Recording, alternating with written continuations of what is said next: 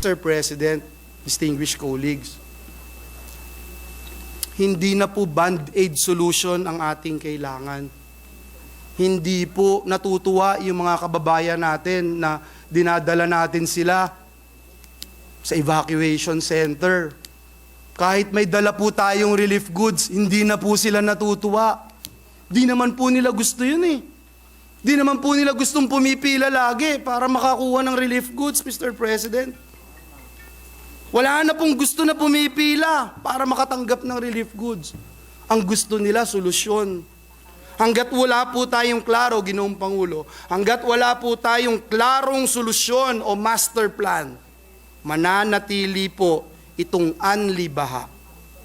Pero hindi po unli ang resilience ng ating mga kababayan. Hindi po unli ang ating pondo. Hindi po unli ang buhay ng ating mga kababayan. Kaya, Ginoong Pangulo, dalangin ko po sa susunod na mga bagyo, dahil nasa letter C pa lang tayo, karina pa lamang po tayo, ay hindi na unli ang baha at ang pasakit sa sambayan ng Pilipino. Maraming salamat, Ginoong Pangulo, and i-take itong opportunity na ito sa mga bayani ng ating bayan. Ang ating mga rescuer, social worker, police, coast guard, health worker, kasama na po ang mga magigiting na miyembro ng media at mga weather forecaster ng Pag-asa na hindi matatawaran ang hirap at pagod tuwing may bagyo at pagbaha. Tayo rin po ay nagpaabot ng taus-pusong pakikiramay sa pamilya ng 36 na ating mga kababayan na nasawi dahil nalunod, na kuryente at nabaon sa mga landslides noong kasagsagan ng Bagyong Carina. Ginoong Pangulo, halos 10 taon na po ang nakararaan na ang representasyon na ito ay dumalaw noon sa Hagunoy, Bulacan. Nagdala rin po tayo ng relief goods. Hindi pa po tayo senador. Nakakita po tayo ng isang palutang-lutang na CRV Honda, Mr. President. Tinali po ito sa poste ng Meralco doon sa Hagunoy. At naisip ko po sa aking sarili, ano kaya ang pakiramdam ng may-ari nito? Pinaghirapang ipundar ang sasakyan, ari-arian, pero wawasakin lang ng baha. Umaasa pa kaya sila na matutulungan sila? Isa po ito, Ginoong Pangulo, sa nagbigay sa akin ng dahilan para tumakbo sa Senado noong 2016. Ang paniwala ko po kasi, Ginoong Pangulo, kung mapapabilang po tayo sa institusyong ito, may magagawa po tayo para masolusyonan o maibsan man lang ang malagim na sitwasyon ng ating mga kababayan sa Bulacan, lalo na tuwing may bagyo, lalo na tuwing may baha. Sabi ko rin po sa sarili ko, I wanted to be part of the solution. Kaya unang taon po natin dito sa Senado, noong Agosto hanggang Setyembre 2016, nakiisa po kagad tayo sa mga pagdinig dito sa Senado, hinggil po sa estado ng pagbaha sa ating bansa. Hindi ko na po iisa-isahin yung ating mga tanong na ni-raise, mga sagot na ating nakuha. Pinondohan din po natin ng 10 milyon yung hinihingi ng DPWH na dapat may feasibility study. Pinondohan po natin yon at para alamin po kung ano nga ba yung scientifico na mga paraan para solusyonan ang tumitinding baha sa aming mahal na lalawigan. Nang matapos po ang feasibility study, Ginoong Pangulo, ayaw naman po implement. Kesyo kulang pa raw at kailangan pa ng dagdag na pondo. It took me 2 years, Mr. President, to pursue this advocacy. Taon-taon na lang po, Ginoong Pangulo, nire-raise natin ang issue ng matinding pagbaha sa budget hearing ng DPWH. Taon-taon po, Ginoong Pangulo. Noong September 2022, matapos pong masawi yung mga kababayan ko sa Bulacan, doon yung mga rescuers po sa San Miguel, Bulacan, kung naaalala nyo po, nanawagan din po tayong muli ng master plan sa DPWH. Senator JB tumatango at ilang mga senador na kasama natin during the hearing. Ito rin po yung dahilan kung bakit sinimulan po nitong representasyon na ito yung mobile command vehicle sa pakikipagtulungan sa DOST. Pinondohan din po natin ito para mabigyan yung ilan pong mga probinsya sa Central Luzon. 65 million po ang presyo ng isang MOCOV. At kung maaalala nyo po, Ginoong Pangulo, sa halos parehong petsa last year, 2023 of August, tumayo din po tayo para ilahad ang kalunos-lunos na sitwasyon ng ating mga kababayan dahil po sa isyong ito. In fact, Mr. President, we filed Senate Resolution number 693. This is to investigate ito pong palala ng palalang baha, hindi lamang po sa NCR, kundi na rin sa iba pang mga low-lying area sa ating bansa. Subalit, Ginoong Pangulo, wala pong nangyari. Mr. President, dahil kung may pinatunguhan yung ating mga pagdinig dito sa Senado, kung may pinutunguhan yung mga pondong ating inilaan sa iba't ibang ahensya ng pamahalaan, lalo na sa DPWH, siguro naman po, hindi dapat natin nakita yung ganitong antas ng pagbaha tuwing may malakas na pag-ulan. Mr. President, as part of our oversight functions, again, taon-taon na lang, para kinakalampag po natin ang iba't ibang ahensya ng gobyerno para aksyonan ang problema sa matinding pagbaha. Para na po tayong sirang plaka, Ginoong Pangulo. And I want you to watch this video, Mr. President. Kayo yung nagsabi, yung delubyo na ito, paulit-ulit na lang. Hindi na sila umaasa na may gagawin pa gobyerno. Wala na akong maniniwala sa atin na totoong gagawa na tayong solusyon. Ilang dekada na ho nila naririnig to eh. It's the same thing over and over and it has worsened. Mr. President, last year po yan. Yes, I sound like a broken record. Gasgas na po at paulit-ulit na po tayo. Pero sa tibay at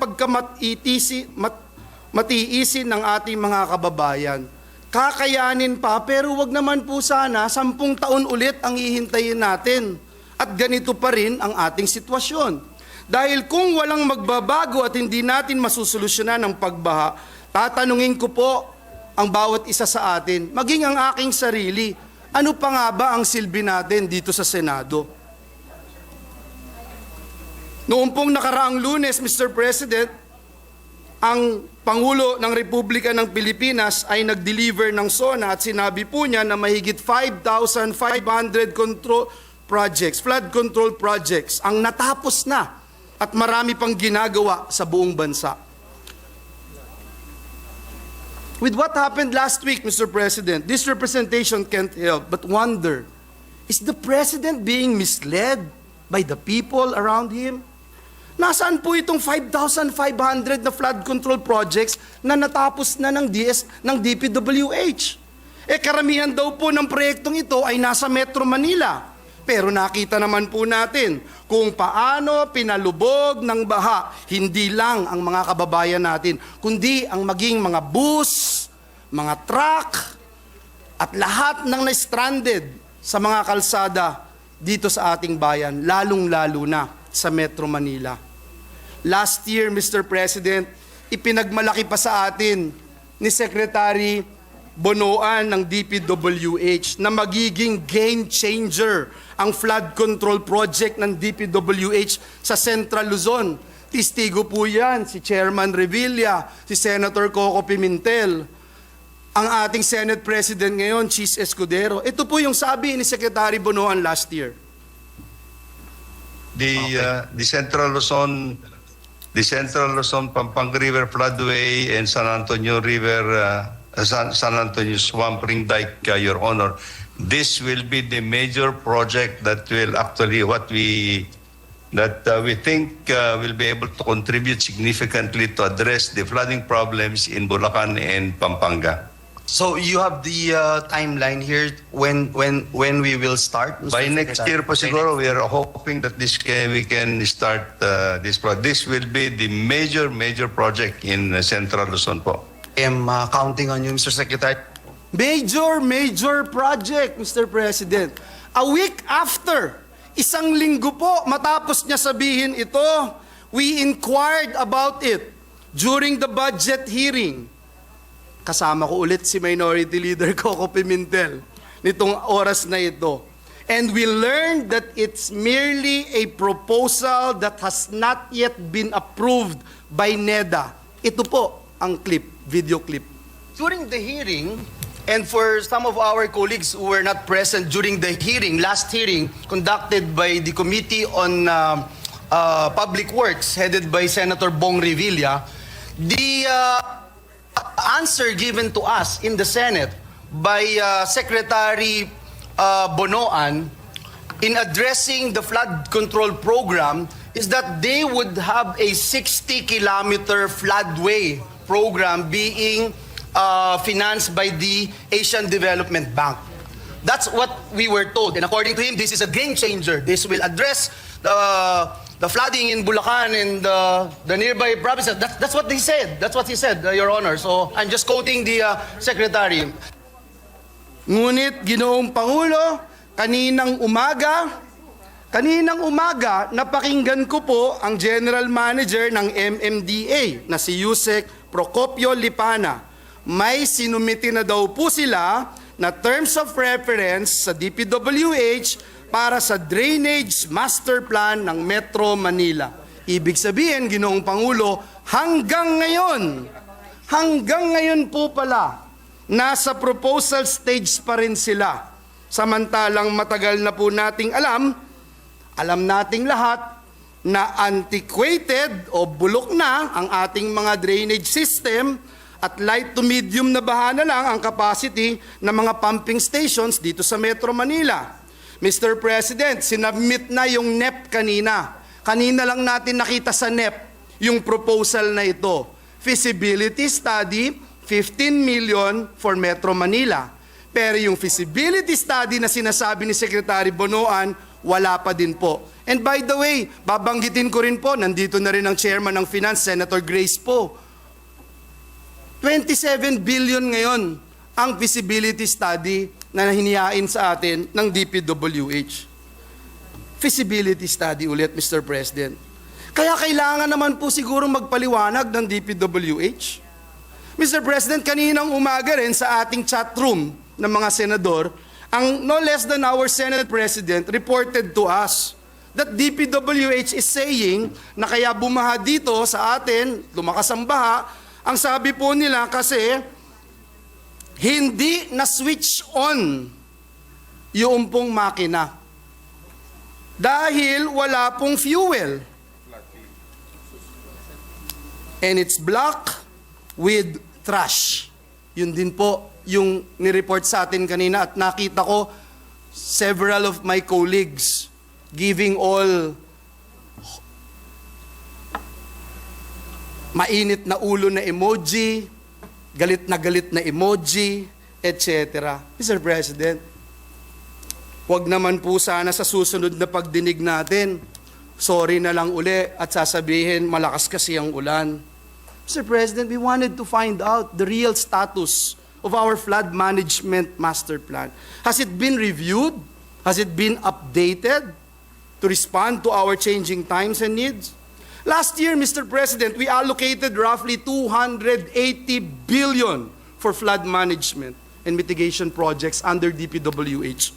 This means, Mr. President, in 2023, 1.079 billion a day on flood control projects.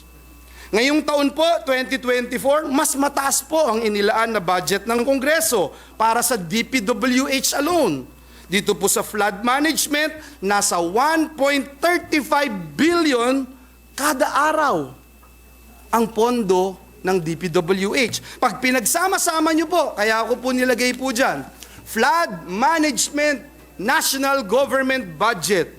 Isuma total natin, meron din po ang DENR, meron din po ang MMDA, meron din po ang PAG-ASA, meron din po ang Climate Change Commission. Aabutin po ito ng 1.44 billion kada araw. Yan po ang ginagastos ng ating gobyerno para tugunan ang problema ng pagbaha. 1.44 billion. Mr. President, hindi pa po kasama dito ang pondo na ginagastos ng lokal na pamahalaan. Hindi pa po kasama dito ang mga feasibility studies. Ngayong taon, 47 billion feasibility study alone. Mr. President, ang 1.44 billion po ay katumbas ng 144,000 TESDA scholars a day. Ang tulong trabaho fund ng TESDA, 1 billion lang buong taon. Sa 1.44 billion, Mr. President, a day budget, meron ka na po kaagad 700 classrooms. Makapagbibigay ka na kaagad, Mr. President, ng 1.78 million relief packs every day sa 1.78 million families. Araw-araw, Mr. President. Noon pong Huwebes, umikot po tayo sa Bulacan kasama ang ating mga kaibigan, katuwang ang DSWD. Salamat kay Secretary Rex Gatchalian sa kanyang mabilis na pagtugon. Namahagi po tayo ng tulong. Inalam natin kung ano po yung ginagawa at yung lawak ng epekto ng pagbaha sa Bulacan. Nais ko rin pong kunin yung pagkakataon sa ating mga kasamang senador na nagpadala ng suporta. Hindi ko na po kayo iisa-isahin. Kilala nyo na po yung inyong sarili. Marami po sa inyo nakapunta rin sa Bulacan. Out of 572 barangays in our province, mabibilang na lang po, Ginoong Pangulo, kung ilan yung mga barangay na hindi binaa. Kayo po mismo, presiding officer, alam nyo yung Paumbong, Kalumpit at Hagunoy. Ni isang barangay po doon, wala hong nakaligtas. Lahat po nakalubog. Around this time last year, ganun din po yung nangyari, Mr. President. Nandun din po kayo, Ginoong Pangulo. Last year, tandang-tanda ako po, Mr. Presiding Officer. Ang lahat po ng tanungin nyo ngayon sa Bulacan, kung mas malala ngayong taon kesa last year, ang lahat po ng sagot ay oo, mas malala. Mr. President, wag na nga ho tayong lumayo, dito na lang sa Senado, sa Senate premises. And surrounding roads were not spared by severe flooding last week. Mr. President, at its peak, the floods in front of the Senate gate were almost waist deep. Binaharin po ng gusto ang Quezon City, Valenzuela, Malabon, Caloocan, Pasig, Marikina at Rizal. Pati mga lugar sa Makati na mahal ni Senator Nancy, binaha na hindi binabaha noon, binabaha na rin po ngayon. At ano nga po ba ang nagbago sa sitwasyon ngayon, Mr. President? Ang nagbago, lumolobong pondo na binibigay natin para sa flood control program. At pag tumingin po kayo dito, sabi ni Senator Cynthia, wala na kayong makikita, hindi nyo na makita yung Manila Bay, Manila Sands na. Kung tayo po ay magbabalik tanaw dito sa mga reclamation na ito, matagal na pong nababalot ng kontrobersya ang mga ganitong proyekto. Noong 2002, naging malaking issue ang kasunduan sa pagitan ng PEA o Public Estates Authority at Amari Coastal Bay Development Corporation para mag-develop ng higit 150 hectares reclaimed land sa Manila Bay. At sa mga ginawa na pong reclamation projects, may kahit isa po ba, Mr. President, kahit isa na pag-aaral na narinig tayo dito sa Senado na magpapatunay na hindi magdudulot ang mga ito ng pagbaha? Tinanong din po natin yan nung mga nakaraang pagdinig, Mr. President.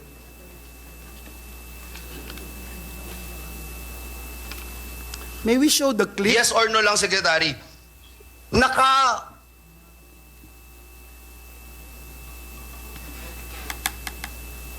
Tinanong ko po si Secretary Bonoan kung meron po ni isang pag-aaral na magsasabing hindi Yes or no lang, Secretary.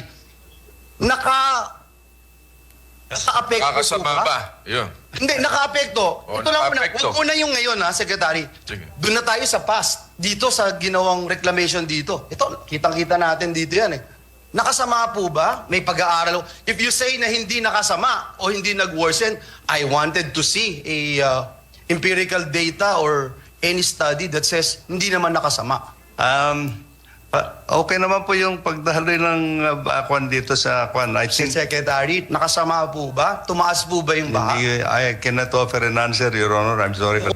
Mr. President, after that particular hearing na ginawa po natin sa Senado, ang Pangulong Bongbong Marcos ordered the indefinite suspension of 22 Manila Bay reclamation projects to give way to a thorough study on their environmental impact and legal compliance.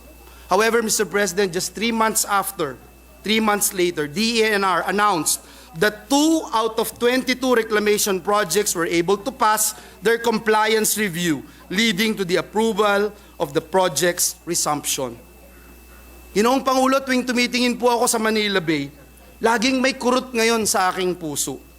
Tuwing napapatingin po ako sa mga reclamation projects na ito, siguro yun yung dahilan kung bakit hindi na matawag na Manila Bay ang lugar na ito, kung hindi Manila Sands.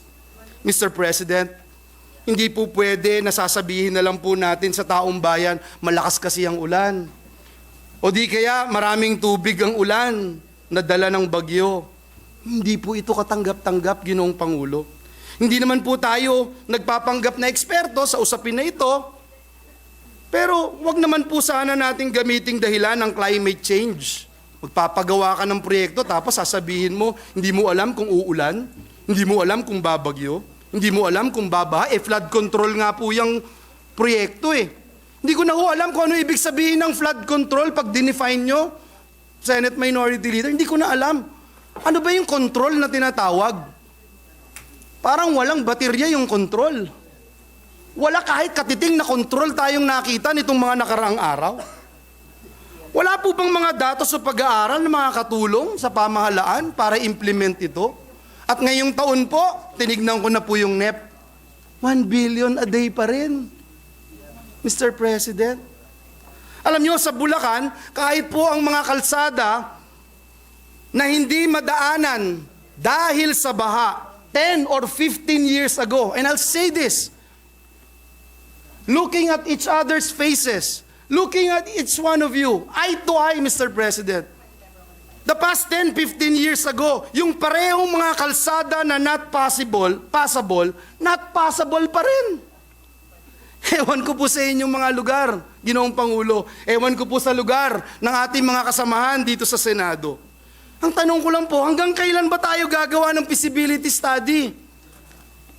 Na hindi naman po mai-implementa pag meron na namang feasibility study. O ngayon ho, sa NEP, tinignan ko ngayong taon na ito, 27 billion DPWH alone ang feasibility study. Nakikiusap po ako, Ginoong Pangulo. Nakikiusap po ako sa bawat isa na naririto. Sa aking mga kasamahan sa Senado. Nagsasawa na rin po ako humarap sa aking mga kababayan, Mr. President. Taon-taon na lang. At sasabihin po sa akin, yung hanggang dibdib na baha, Mr. Senator, ngayon lagpas tao na. Ganun na lang po ba? Tatanggapin natin, Mr. President? Ayon po sa datos ng PSA, halos 500 billion pesos na ang halaga ng pinsala na dulot ng bagyo at iba pang sakuna sa ating bansa sa loob ng isang dekada. 10 years, Mr. President. Pero pag tinignan niyo po yung gastos natin sa flood management program alone in the past 10 years, Mr. President, it's 1.14 trillion pesos, Mr. President. 1 plus 1, Mr. President. We need a comprehensive plan to address flooding now more than ever before, because even according to study by Climate Central, an independent organization of scientists, major cities in NCR could be submerged in water by 2050. The same study also indicated that our home province, my home province in Bulacan, could suffer the same fate mas mabilis 25 years from now, Mr. President. Nakakabahala po ito. The billions of pesos that we spend for flood control should also go to projects aligned with the Supreme Court mandamus ruling on Manila Bay, which ordered 13 government agencies to clean up, rehabilitate, and preserve Manila Bay and make it fit for swimming. Meron po 2008 mandamus ruling ng Supreme Court. Sabi po doon sa 13 government agencies, mag-clean up kayo, i-rehabilitate, i-preserve ninyo yung Manila Bay, and make it fit for swimming. Paano ka magsuswim kung puro buhangin ang makikita natin ngayon? Hindi ko naintindihan yun, Mr. President. Gusto ko rin pong malaman. Dahil kung pinapapreserve yung Manila Bay, kung sinasabi make it suitable for swimming, The only thing na nakita ko the past so many years is the Dolomite Beach. Nothing more. Dalangin ko rin po, Ginoong Pangulo, na magkaroon tayo ng clear-cut policy on reclamation projects. Nais ko pong magwakas by saying, Mr. President, na nagkasalansan-salansan na, lumaki na ang problema natin. May oil spill na rin po dun sa motor tanker ng Jason Bradley at MT Terra Nova sa Bataan. At least, yung Jason Bradley, diesel lang. Pero yung MT Terra Nova, medyo mabigat po, Mr. President. Pinangangambahan din po na aabot ito dito sa Maynila. Mr. President, distinguished colleagues, hindi na po band-aid solution ang ating kailangan. Hindi po natutuwa yung mga kababayan natin na dinadala natin sila sa evacuation center. Kahit may dala po tayong relief goods, hindi na po sila natutuwa. Di naman po nila gusto yun eh. Di naman po nila gustong pumipila lagi para makakuha ng relief goods, Mr. President. Wala na pong gusto na pumipila para makatanggap ng relief goods. Ang gusto nila, solusyon. Hanggat wala po tayong klaro, Ginoong Pangulo, hanggat wala po tayong klarong solusyon o master plan, mananatili po itong unli baha. Pero hindi po unli ang resilience ng ating mga kababayan. Hindi po unli ang ating pondo. Hindi po unli ang buhay ng ating mga kababayan. Kaya, Ginoong Pangulo, dalangin ko po sa susunod na mga bagyo, dahil nasa letter C pa lang tayo, Karina pa lamang po tayo, ay hindi na unli ang baha at ang pasakit sa sambayan ng Pilipino. Maraming salamat, Ginoong Pangulo.